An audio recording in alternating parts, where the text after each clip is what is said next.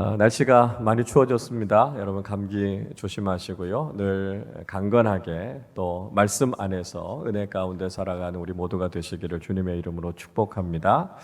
자, 우리 지난주에 나눴던 말씀 한번 다시 정리를 해보죠. 우리 지난주에 무지개 언약에 대한 이야기를 함께 나누었습니다. 하나님께서 홍수 심판을 그치고 난 이후에 하나님께서 노아와 그 가족들 그리고 모든 생물들에게 복을 주셨다라고 하는 말씀을 함께 나눴습니다. 심판 가운데에서도 하나님은 복을 잊지 않으시는 분이시고요. 하나님의 목적은 심판이 아니라 우리를 복되게 하시기 원하시는 것이다 라는 말씀을 같이 드렸죠. 어떤 복을 하나님께서 주셨다고 말씀드렸습니까? 생육하고 번성하는 복, 즉 새 창조의 복을 하나님께서 허락해 주셨고요. 또 모든 피조물들을 다스리는 권위를 세워주셔서 올바르게 다스리는 믿음의 사람들로 살아갈 것을 하나님께서 말씀해 주신 것이죠. 노아와 그의 가족들이 먹을 것이 혹시 부족하지 않는가 예외적으로 육식을 허용해 주셨고요. 그래서 그들을 보살피고 또 먹이시는 하나님의 손길을 경험하게 됐고요. 그 과정 속에서도 하나님께서 생명을 얼마나 소중하게 여기시는가, 생명을 얼마나 우리가 존중하면서 살아야 되는가라고 하는 복을 하나님께서 내려주셨다라고 하는 것을 살펴보았습니다. 그리고 하나님께서 인간의 악함을 아셨지만 다시는 홍수로 심판하지 않으시겠다 결심하시고 노아와 그 가족들 또 모든 생물들과 함께 약속을 맺으시죠. 그게 바로 무지개 언약이라고 하는 것이었습니다. 이 무지개 언약이라고 하는 것, 하나님께서 찾아오셔서 약속을 맺으셨다라고 하는 것은 사실 그런 약속의 파트너로서 인정해 주신다라고 하는 것이고요. 그 약속의 범위가 어디까지라고요? 노아의 가족들만이 아니라 모든 살아있는 생명들을 다 포함하는 것이었다라고 하는 거죠. 자, 그러니까 하나님께서 우리에게 주시는 말씀은 우리가 지키고 우리에게 복이 될 뿐만 아니라 우리가 세상 속에서 실천해서 이 약속이 온 세상 가운데로 온 생명 가운데로 흘러가야 된다라고 하는 것을 우리가 깨닫게 되는 것이죠. 하나님의 약속은 영원한 약속이고요. 하나님의 약속은 변치 않는 약속이다 하는 말씀을 드렸습니다. 태초 이전부터 하나님께서 우리를 구원하시고 우리를 번성하게 하시고 우리의 삶을 지키시기로 약속하신 그 하나님의 약속이 끝날까지 이어지게 되는 거죠. 그러니까 우리가 세상에 다른 걸 붙잡고 살아가는 것이 아니고요. 이 약속 붙잡고 사는 겁니다. 그래서 하나님께서 약속을 기억하시고 그 약속대로 이루어지는 것이 가장 큰 복이다라고 하는 것을 깨닫고 우리가 일생을 살아가는 동안 약속의 말씀을 붙잡고 살아가는 것이 참 중요하다 하는 것을 우리가 기억해야 하는 것이죠. 자, 오늘 우리는요 노아의 마지막 이야기 창세기 9장의 말씀을 함께 좀 살펴보려고 합니다. 이제까지 노아에 대해서 이야기하고 있었던 것과는 좀 사뭇 다른 이야기, 좀 부정적인 이야기가 언급이 되고 있어요. 우리가 이 말씀을 통해서 우리에게 주시는 하나님의 말씀이 무엇인가를 좀 생각해 보려고 하는데요. 먼저 제가 교재에 이런 질문을 던졌습니다. 크리스천 가정과 부모 이대로 괜찮은가? 라고 하는 질문입니다. 자, 여러분 어떻습니까? 우리가 그리스도인 부모로서 또 우리가 그리스도인 가정으로서 살아가는데 우리의 지금의 모습 이대로가 괜찮습니까? 하나님 보시기에 이만하면 우리가 믿음의 가정으로 잘 살아가고 있습니까? 우리가 믿음의 부모로서 뭔가 바뀌어야 될 부분들, 새로워져야 될 부분들은 없는가라고 하는 거죠. 그러니까 이 시대가 참 혼란하고 혼탁하고 그렇습니다. 그래서 시대가 너무 악해요. 믿지 않는 가정들 모습 보니까 너무 엉망이에요. 우리가 이렇게 이야기는 하는데 정작 우리의 모습은 어떤가? 우리의 가정의 모습은 어떤가? 또 좀 더 나가서 우리가 신앙생활하고 있는 이 공동체의 모습은 어떤가라고 하는 걸 우리가 한번 되짚어 봐야 되겠고요. 질문을 한번 해봐야 되겠다라고 하는 거죠. 자, 제가 짧은 영상을 하나 준비했는데요. 우리 영상을 먼저 한번 잠깐 보겠습니다. 고2 되기 전에 안 다니게 된 거죠. 이제 더 이상 갈 이유가 없는 것 같다라는 생각이 들었어요.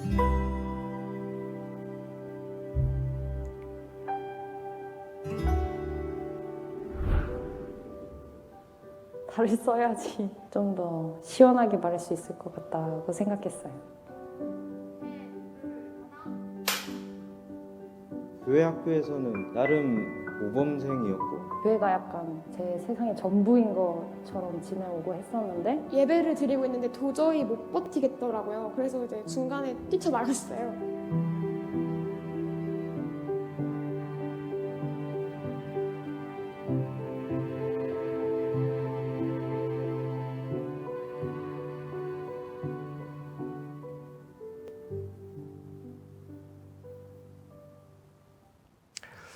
지금 잠깐 보신 영상이 CGN TV에서 기획했던 다큐멘터리 안녕히 계세요 하나님이라고 하는 다큐멘터리 예고편을 지금 이제 1분 보신 겁니다.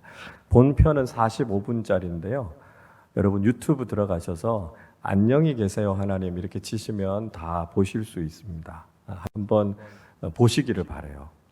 그래서 젊은 세대들, 우리 다음 세대들이 교회에 대해서 어떻게 느끼고 있고 어떻게 교회를 떠나고자 하는 마음을 갖게 됐는가라고 하는 이야기가 이 이야기들 속에 담겨져 있습니다.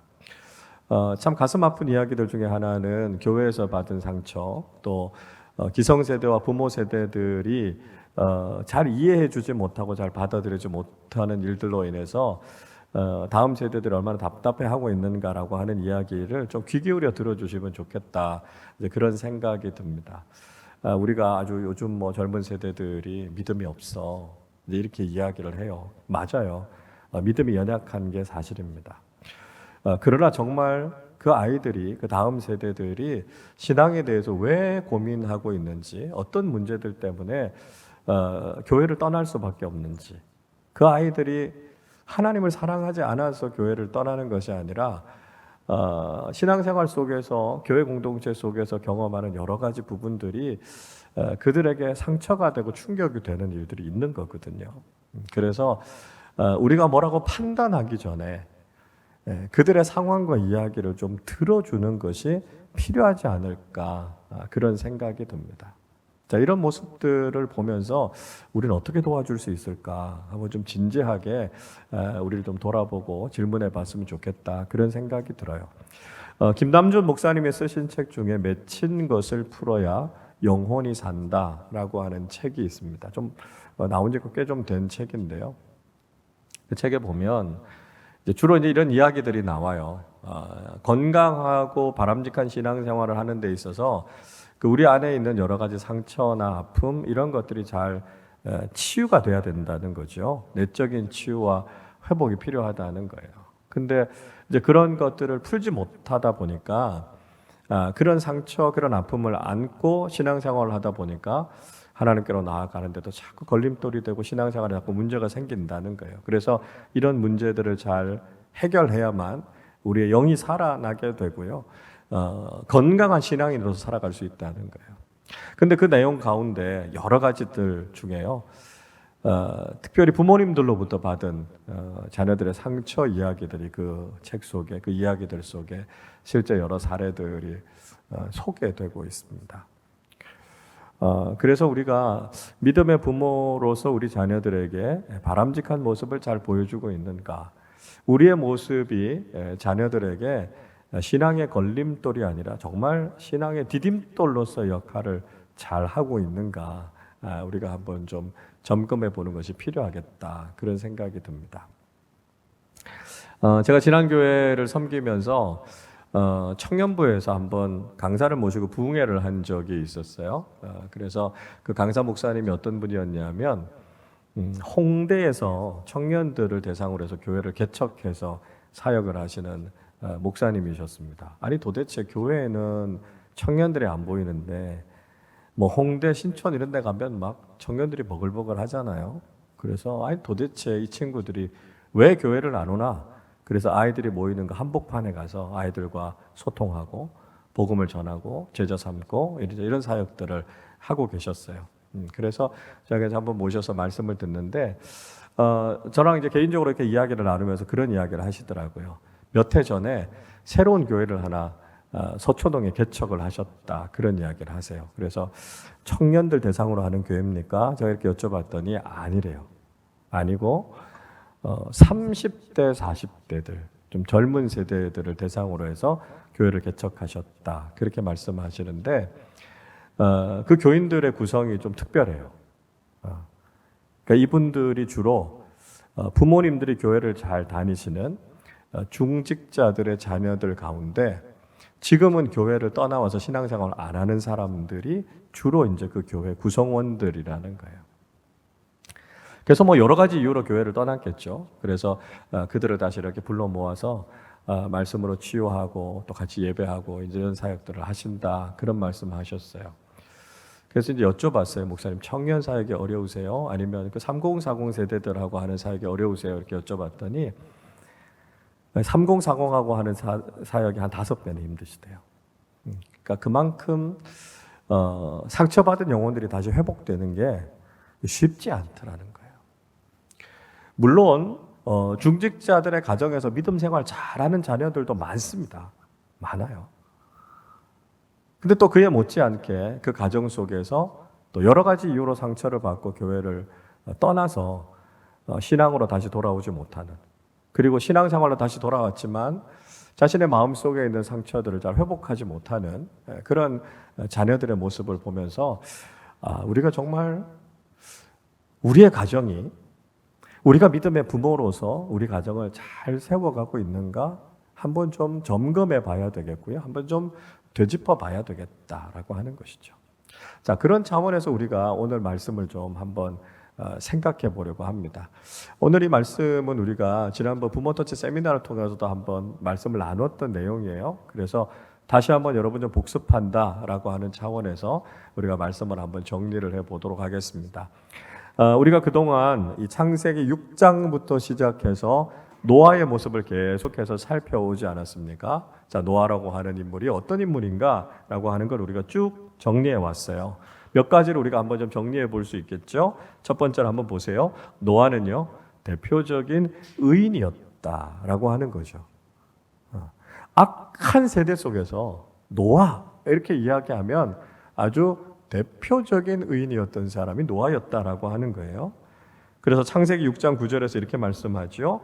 이것이 노아의 족본이라 노아는 의인이요 당대의 완전한 자라 그는 하나님과 동행하였으며 그렇게 말씀했죠.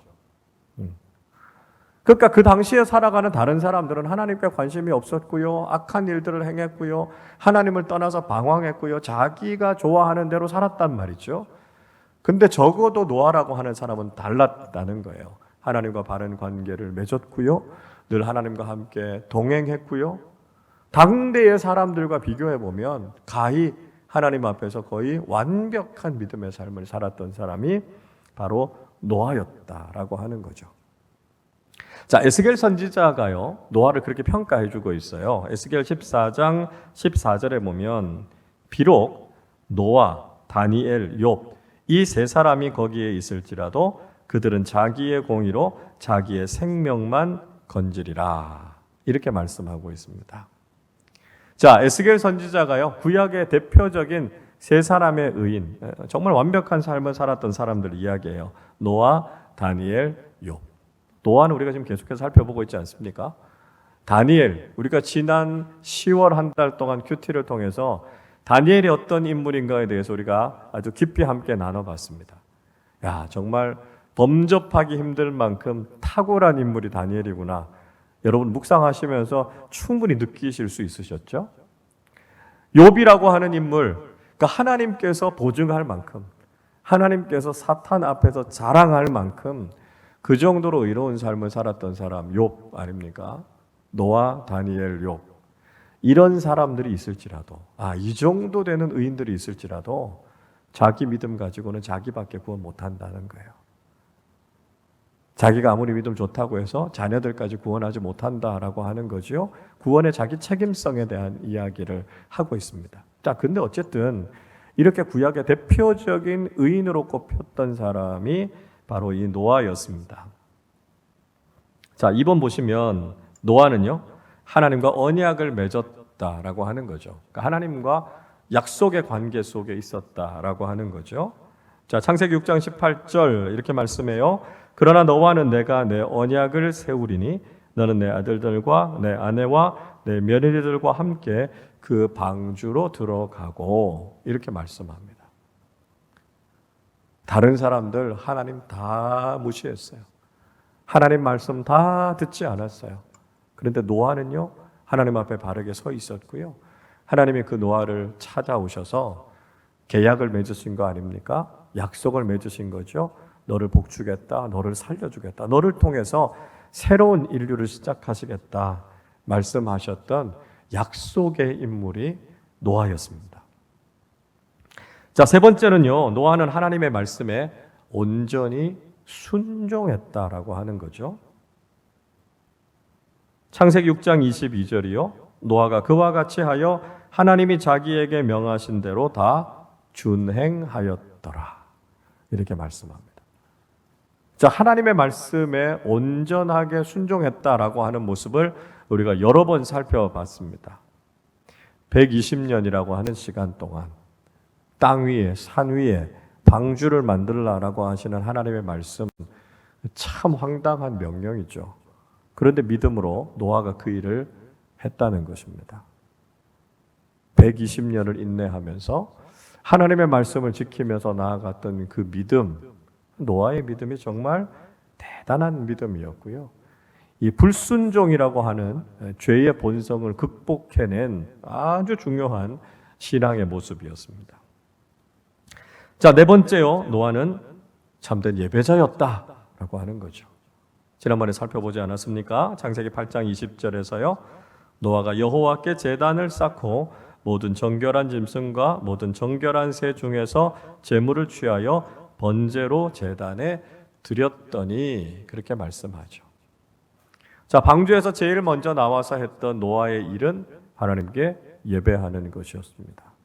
노아의 인생에 있어서 가장 우선순위, 노아의 삶에 있어서 최고의 가치, 그건 하나님께 예배하는 것이었다라고 하는 거죠. 그래서 구약에 나오는 대표적인 예배의 모범 사례가 바로 이 노아가 드렸던 예배였다라고 하는 거예요. 자, 노아의 모습이 이런 모습이었어요. 홍수 이전까지 노아가 하나님 앞에서 이런 삶을 살았는데 오늘은 홍수 이후에 노아의 삶에 있어서 어떻게 보면 결정적인 실책과도 같은 사건을 하나 좀 살펴보려고 합니다. 그것이 노아의 가정 속에서 일어났던 일이었고요. 가정 속에서 노아가 어떤 역할을 했고 어떤 부분들이 좀 부족했던 부분들인지 우리가 좀 살펴보면서 우리는 우리의 가정을 어떻게 세워야 할 것인지, 우리는 믿음의 부모로서 어떻게 살아야 될 것인지 한번 다시 생각해 보도록 하겠습니다. 자, 아버지였던 노아, 과연 무엇이 문제였는가 하는 것을 좀 살펴보겠습니다. 자, 1번 보십시오. 먼저 부모가 가정에서 모범이 되어야 한다라고 하는 것입니다.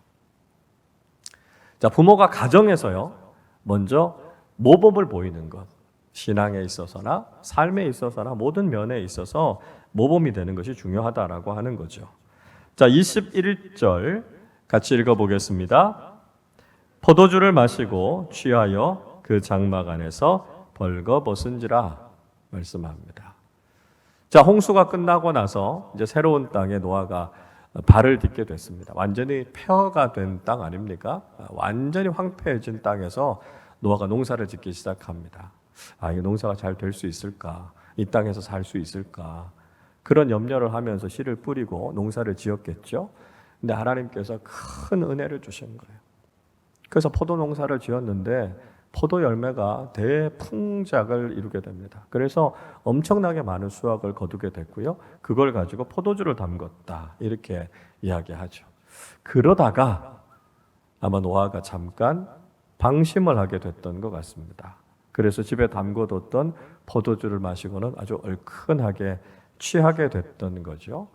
취해서 이성의 끈을 놓게 됐고요. 그러다 보니까 옷을 다 벗어 던지고 장막 안에 누워 있었습니다. 그러다가 자신의 수치, 자신의 부끄러운 벌거벗은 몸을 보이게 됐고요. 그걸 자녀들까지 다 보게 됐다라고 하는 것이죠. 거기에서부터 문제가 발생하게 됩니다. 자, 근데 이 장막이라고 하는 말이 나와요. 오홀로라고 하는 이 히브리어 단어 장막이라고 하는 뜻은 뭐냐면 개인용으로 쓰는 텐트를 이야기합니다. 그러니까 왜 우리가 조그마한 텐트 있잖아요. 한두 사람에게 들어갈 수 있는 작은 텐트, 장막, 천막 이런 겁니다. 그러니까 그 안에 들어가서 노아가 옷을 다 벗어 던지고 거기서 누워 있었던 거죠. 자, 여러분, 노아가 그럴 수 있었던, 방심할 수 있었던 이유가 뭐냐면 이 굉장히 사적인 장소거든요. 다른 사람들은 안 볼 거야. 뭐 나 혼자 있는 장소인데 뭐 이렇게 이야기하는 거죠. 그래서 아마 이 장막이라고 하는 것은 자기 혼자만 있는 장소, 그렇지 않으면 뭐 가정 안 뭐 이렇게 이야기할 수 있을 겁니다. 그래서 정말 사적인 그 공간 속에서 노아가요 자기 자신의 부끄러움을 드러내 버렸다라고 하는 것이죠. 여러분, 노아는 우리가 앞에 살펴봤던 것처럼 굉장히 괜찮은 신앙인이었습니다. 그러니까 아마 다른 사람들 앞에서 세상 속에서 그렇게 함부로 행동하지 않았을 것이다 라고 하는 것이죠. 아주 품격 있는 신앙인이었습니다. 근데 문제는 노아가 자신의 장막 안에서, 자신의 가정 안에서 아무도 보지 않는다고 생각하는 사적인 공간 속에서 신앙인으로서 어떤 모습을 가지고 있었는가라고 하는 것은 우리가 잘 살펴봐야 된다는 거죠. 여러분, 우리가요 좋은 신앙인으로 살아간다라고 하는 것은 가정 안에서나 내가 혼자 있는 공간 속에서나 세상과 다른 사람들의 관계 속에서 동일한 모습으로 살아야 된다는 거죠. 우린 이걸 가리켜서 통합적인 신앙이라 그럽니다. 인테그리티라 그러죠. 통전성이라 그래요. 그러니까 우리의 모습이 어디에 있든지 똑같은 모습이어야 한다라고 하는 겁니다. 근데 사람 앞에서의 모습과 또 우리가 혼자 있거나 또는 가족들과 있을 때의 모습이 서로 달라진다면 우리는 이중적인 모습이 되는 거죠. 그러니까 그렇게 되면 우리의 신앙에 문제가 생길 수 있다라고 하는 것입니다. 그러니까 노아처럼 가정 안에서 자신의 장막 안에서 방심하게 되고요. 그러다 보면 신앙인으로서 잘못된 일을 하게 될 수 있다라고 하는 것입니다. 그래서 우리가 하나님과의 관계 속에서 또 친밀한 가족들 안에서 우리가 얼마나 바른 신앙인으로 살아가는가, 또 가까운 가족들 안에서 우리가 얼마나 예의와 배려를 지키면서 살아가는가라고 하는 것은 신앙인으로서도 굉장히 중요한 모습이다라고 하는 것이죠. 그래서 우리의 모습이 가정 안에서나 세상 속에서나 동일한 모습, 그렇게 모범이 되는 모습이 된다면 우리는 가정 속에서도 우리 자녀들에게 또 사랑하는 가족들에게 좋은 신앙의 영향력을 미치게 된다라고 하는 것이죠. 우리 인간을 좀 비유적으로 표현하면서 그런 얘기 많이 해요. 우리는 꼭 고슴도치 같다, 그런 이야기를 많이 합니다. 고슴도치는 가시를 갖고 있잖아요.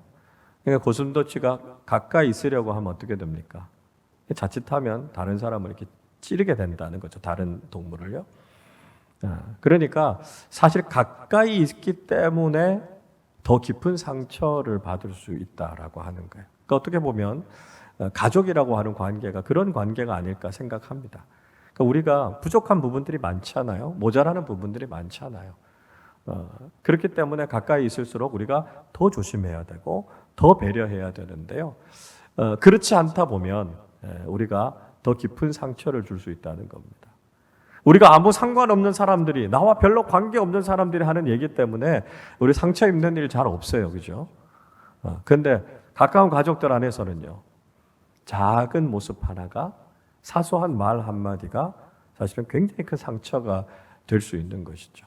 그래서 우리가 정말 이 고슴도치 같은 존재구나. 그래서 가정 안에서 우리가 더 신중하게 더 배려하지 않으면 가장 사랑하는 가족들에게 어떻게 보면 더 큰 상처를 줄 수도 있겠다라고 하는 걸 생각하면서 우리의 신앙의 출발점이 가정 안에서, 또 우리가 살아가는 사적인 작은 공간 속에서 우리가 올바른 신앙인으로 설 수 있다면 우리가 어디에 나가서든지 모범적이고 좋은 신앙인들이 될 수 있지 않겠나 하는 걸 생각하게 됩니다.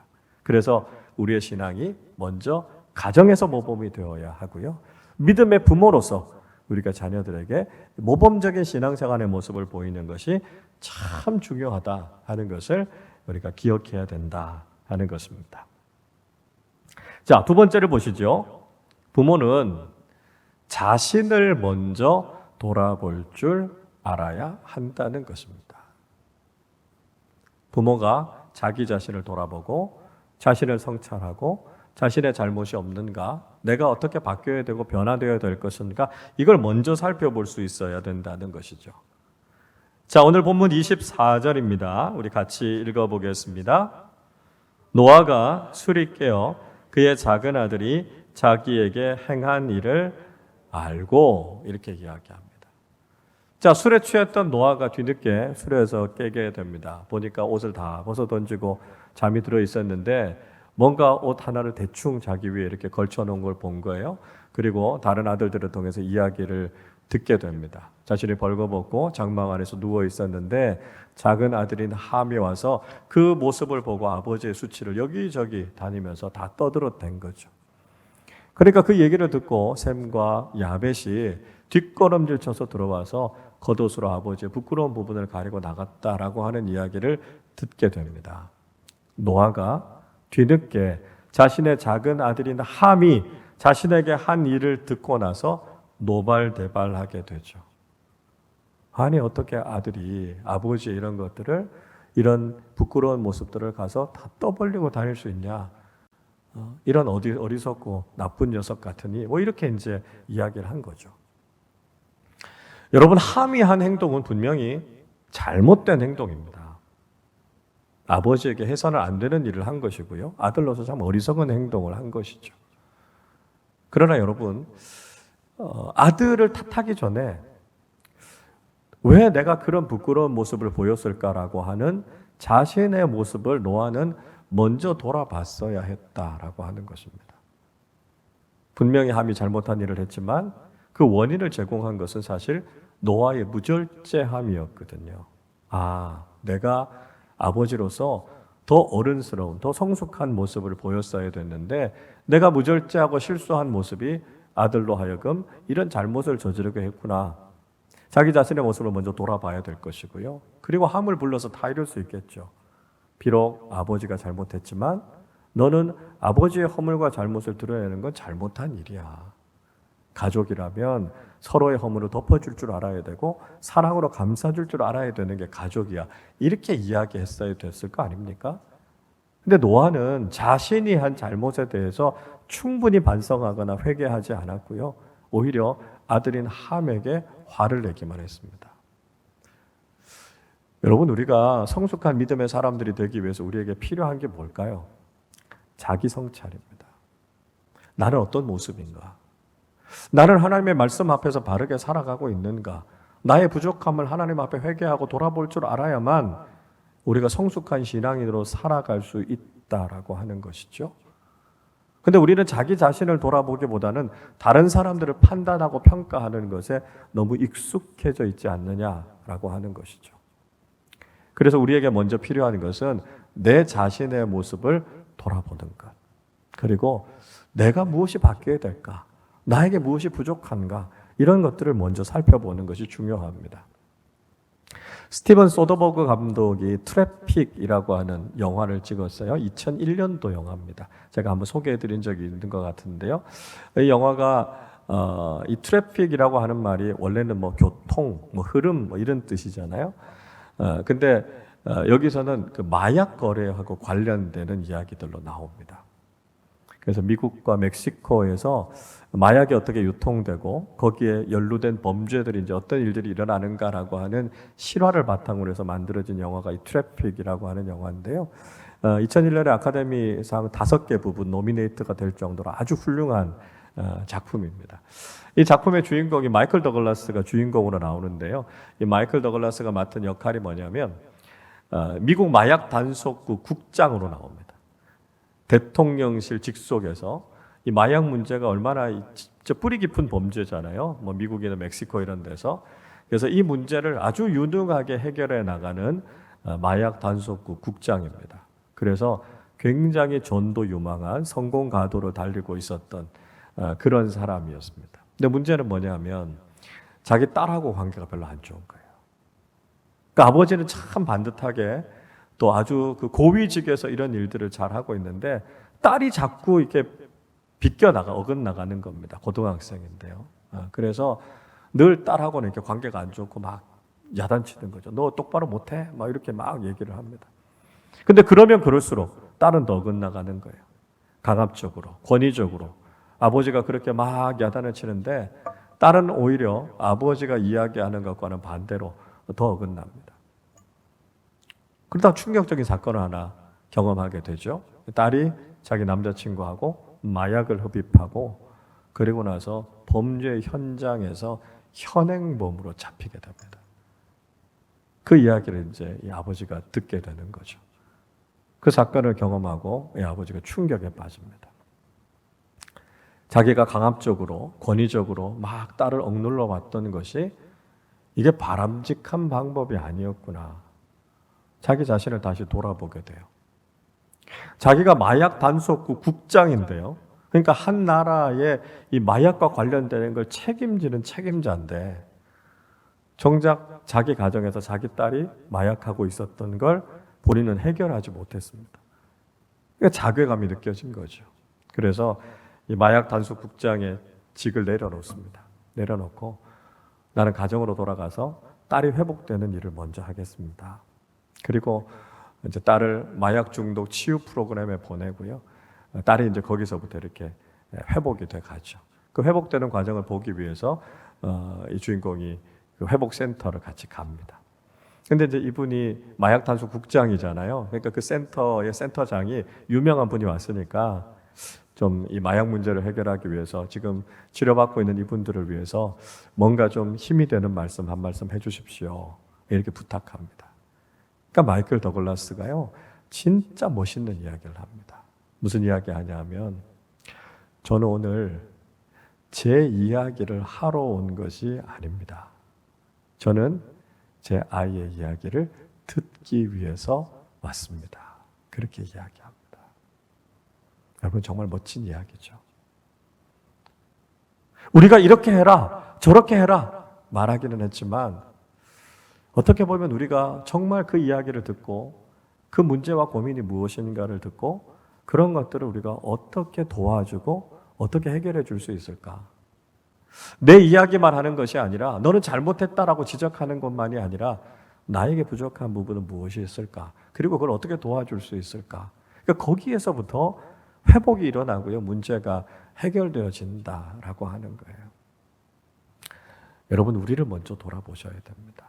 내가 정말 믿음의 부모로서 기성세대로서 우리 자녀들에게 좋은 영향을 미치고 있는가?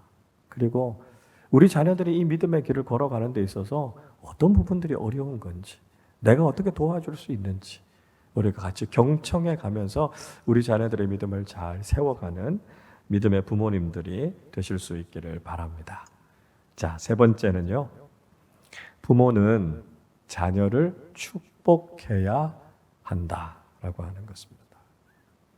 부모에게 주어져 있는 정말 중요한 특권, 해야 할 일, 이게 자녀를 축복하는 일이다라고 하는 거죠. 자, 25절부터 27절까지 말씀 우리 한번 같이 읽어보겠습니다. 이에 이르되 가나안은 저주를 받아 그의 형제의 종들의 종이 되기를 원하노라 하고 또 이르되 셈의 하나님 여호와를 찬송하라 하루다. 가나안은 셈의 종이 되고 하나님이 야벳을 창대하게 하사 셈의 장막에 거하게 하시고 가나안은 그의 종이 되게 하시기를 원하노라 하였더라. 자, 작은 아들 함이 했던 이야기를 다 들은 노아가요, 이어서 이야기를 합니다. 어떤 아들들을 향해서는 축복하고요, 어떤 아들들을 향해서는 저주하는 이야기가 나오고 있죠. 셈과 야벳을 향해서는 노아가 축복하고 있고요, 함을 향해서는 저주하고 있습니다. 자, 근데 함이 나오는 게 아니라 누가 나온다고요? 어떤 이름이 나오죠? 가나안이라고 하는 이름이 나옵니다. 가나안이 누굽니까? 함의 아들이에요. 그렇죠? 함의 아들. 그러니까 노아의 손자입니다. 자, 근데 오늘 지금 읽었던 25절부터 27절까지를 잘 살펴보시면 함의 아들인 가나안을 저주한다라고 하는 이야기가 몇 번 나옵니까? 몇 번 나오죠? 네? 몇 번이요? 그러니까 의미로는 3번 나옵니다. 그렇죠? 가나안이 저주를 받는다. 가나안이 종이 되기를 원한다. 가나안이 셈의 종이 된다. 이런 이야기를 하는 거죠. 자, 거듭해서 반복해서 지금 함의 아들인 가나안을 향해서 어떻게 보면 이건 뭐 해서는 안 될 이야기를 하고 있는 것이죠. 그래서 부모로서 사실 자녀들을 축복하는 것이 참 중요한데요. 부모가 분노하거나 때로는 잘못된 마음을 가지고 자녀들에게 이런 실수하지 말아야 될 이야기들을 쏟아놓게 될 때가 있다라고 하는 거죠. 노아에게 있어서 가나안은 손자입니다. 손자. 우리가요, 부모일 때는 사실 자녀들을 좀 엄하게 키우기도 하죠. 바르게 해야 되니까요. 근데 어떠세요? 이제 할아버지 할머니가 되면 손자 손녀들이 잘 못해도 잘못된 모습을 보여도 그냥 이쁘기만 합니다. 이게 할아버지 할머니의 마음이에요. 그러다 보니까 이제 엄마 아빠들하고 할아버지 할머니들하고 이렇게 좀 부딪히게 될 때가 있습니다. 엄마 아빠들은 막 바로 잡으려고 아이들 막 이렇게 혼내잖아요. 그러면 할아버지 할머니가 에이 뭐 애들이 크면서 그럴 수도 있지. 너무 야단치지 마라. 이렇게 이야기합니다. 그럼 엄마 아빠들이 막 화를 내죠. 그 할머니 할아버지가 자꾸 그렇게 이야기하니까 애가 버릇이 자꾸 이렇게 되는 거 아니에요? 막 이래서 괜히 애 때문에 엄마 아빠하고 할머니 할아버지가 이렇게 부딪히고 싸우는 경우들이 있습니다. 이게 할아버지 할머니의 마음이라는 거예요. 손자 손녀 그냥 보기만 해도 이쁜 거 아닙니까? 그냥 모든 걸 다 해주고 싶을 만큼 그렇게 이쁜 게 손자 손녀들입니다. 노아가 지금 누구를 저주하고 있다고요? 손자를요. 해서는 안 될 일이죠. 아무리 분노가 일어난다 할지라도 이렇게 해서는 안 된다라고 하는 것이죠. 물론 함이 아들로서 지혜롭고 바르게 했어야 했을 것입니다. 그리고 잘못한 부분이 있으면 타일러야 하는 부분들이 맞는 거예요. 그럼에도 불구하고 선을 넘어서는 안 된다라고 하는 거죠. 부모의 입술을 통해서는 자녀들을 향해서 축복하고 하나님의 말씀으로 바로 세우는 것이 부모의 입술에 주신 하나님의 권세라는 거예요. 성경을 읽어보면 성경에 나오는 부모들이 했던 중요한 역할이 뭡니까? 자녀들 축복하는 거 아닙니까? 이삭이 야곱을 축복하고요. 야곱이 자신의 12아들을 축복하고요. 하나님께서 믿음의 부모에게 주신 가장 귀한 것이 자녀들을 축복할 수 있는 권세예요. 권세. 특권입니다. 특권. 그러니까 우리가 이걸 잘 사용해야 된다는 거죠. 자녀들을 보면 못 믿어온 부분이 있을 수 있습니다. 실망스럽고요. 성에 안 찰 수 있어요. 그럼에도 불구하고 우리가 자녀들을 위해서 해줄 수 있는 가장 중요한 건 예수 그리스도의 이름으로 축복하는 겁니다. 그들의 인생 속에 하나님의 선하신 계획이 다 드러나도록요. 비록 우리 자녀들이 부족하고 모자란 부분들이 많아도 하나님께서 은혜를 채워주셔서 이 자녀들의 인생 속에 하나님의 놀라운 일들이 나타날 수 있도록 자녀들을 축복하는 부모가 되는 것, 이거 너무너무 중요한 일이다라고 하는 것이죠. 그래서 하나님께서 우리 자녀들에게, 우리 부모님들에게 맡겨주신 자녀를 축복하는 이 특권을 우리가 마음껏 이 땅에 있는 동안 사용해야 된다라고 하는 것이죠. 영적인 아버지이신 하나님께서 아낌없이 우리를 축복해 주셨던 것처럼 우리의 부족함과 모자람이 있어도 하나님께서 끊임없이 복을 약속하시고 말씀하셨던 것처럼 우리도 영적인 아버지인 하나님의 대리자로서 살아가는 우리 자녀들을 예수 그리스도의 이름으로 축복할 때 우리 자녀들의 인생 속에 하나님의 놀라운 일들이 나타나게 될 줄로 믿습니다. 28절, 29절 말씀을 읽어보면 이제 노아 인생의 결론에 대한 이야기를 하고 있습니다. 근데 별다른 이야기가 없어요. 350년을 더 살았고요. 950세에 죽었다. 이렇게 끝을 맺고 있습니다. 노아의 인생에서 어떻게 보면 실수와도 같은 이 이야기를 오늘 창세기 9장은 담고 있는데요. 그만큼 이 이야기를 통해서 우리가 깨달아야 할 바가 있는 것 같아요. 노아가 하나님 앞에서 믿음의 삶을 살았고 의로운 길을 걸어왔지만 그에게도 가정 안에서 이런 부족한 모습이 있었던 것을 돌아보면서 우리는 과연 믿음의 부모로서 어떻게 살아가고 있는가? 이 질문을 우리에게 해봐야 된다는 것이죠. 우리의 가정이 믿음이 얼마나 바르게 잘 섰는가? 우리는 믿음의 부모로서 우리 자녀들에게 선한 영향력을 잘 미치고 있는가? 그래서 우리가 살아가는 이 신앙생활을 통해서 우리 자녀들을 믿음 위에 잘 세워주어야 하고요. 그것을 통해서 우리 자녀들이 믿음의 복을 풍성하게 누리는 그런 귀한 믿음의 부모로서의 사명, 믿음의 부모로서의 역할을 잘 감당하는 우리 모두가 되시기를 주님의 이름으로 축원합니다.